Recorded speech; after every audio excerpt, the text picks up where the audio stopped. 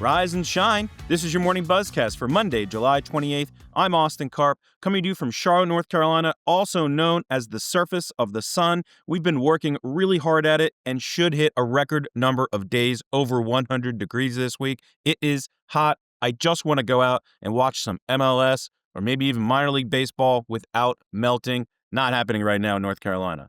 But let's get to it. NFL football is back this week, Thursday night in Canton, with a lot of still undeveloped real estate around the area. The Pro Football Hall of Fame will host Lions-Chargers to kick off the preseason. Chris Collinsworth is going to slide in alongside Mike Tirico. That game will be on NBC later this weekend. Antonio Gates, Eric Allen, Jared Allen, and Sterling Sharp will all get their gold jackets as new inductees. So everyone, it's officially time to check when your fantasy league draft is. PSA here on a Monday morning for you. But while the Hall of Fame game's return is great news for fans, it's the NFL Players Union continuing to make news around the football world.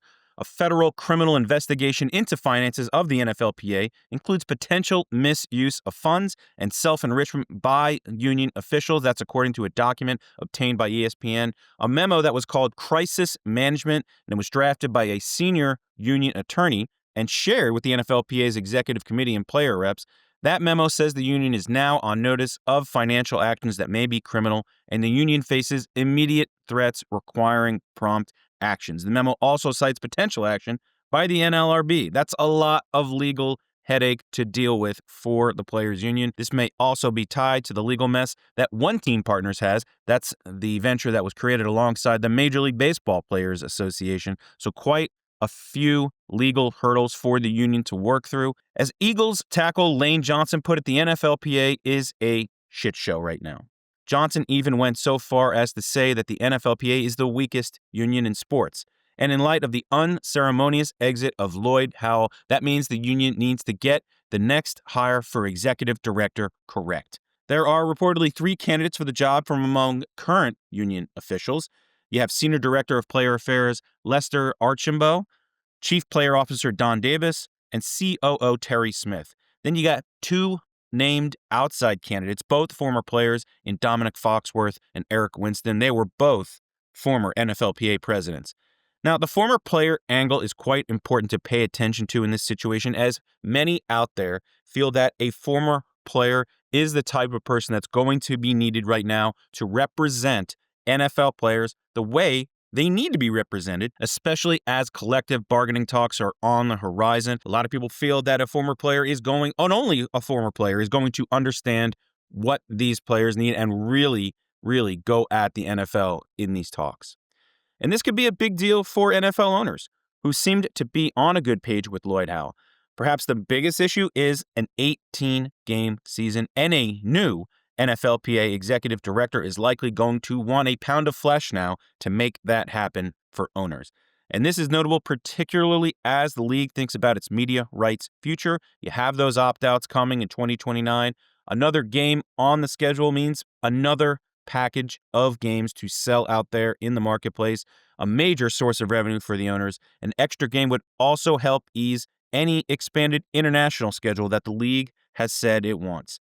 Falcons owner Arthur Blank on Saturday even said he is enthused and very supportive of the league's continued international growth, and that an international game every year for every team is probably on the horizon. That mirrors comments from others like Roger Goodell, other owners on the league side. Plenty to pay attention to as the NFLPA reorganizes itself. After a successful All-Star week in Austin for Major League Soccer, it's unfortunately negative headlines that are being remembered right now more than anything, and it seems like there is some real tension being created between Inter Miami and Leo Messi, some of their star players, and the MLS league office after a 1-game suspension was handed to Leo Messi and Jordi Alba for missing that MLS All-Star game and all the festivities last week. They sat out a home game for Inter Miami on Saturday.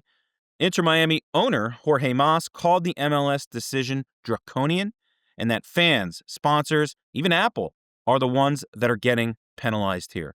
Mas argued that given the workload the team has shouldered with its participation in the FIFA Club World Cup, we're talking 9 games in 35 days, he felt it was unreasonable to punish Messi and Alba for missing the All-Star game in Austin. But let's get down to brass tacks here. The biggest deal is that Messi's contract with Inter Miami, that expires at the end of this season. Negotiations for an extension are ongoing, and Mas expressed hope that Messi's frustration with MLS over the suspension would not impact his desire to remain in the league. Messi has simply been big business for the team, for the league. All sides want him on board when a new stadium is set to open in Miami next season. And as MLS and Apple continue to look for ways to bring viewers into MLS Season Pass, having Messi never hurts. Up in the, unfrozen tundra this time of year, Ed Policy officially took over as Packers chief at the team's shareholder meeting on Friday. Outgoing president and CEO Mark Murphy reached that mandatory retirement age of 70 earlier in July. Murphy took to the bleachers to shake hands with fans, and he did so again after the meeting. So many accomplishments for Murphy.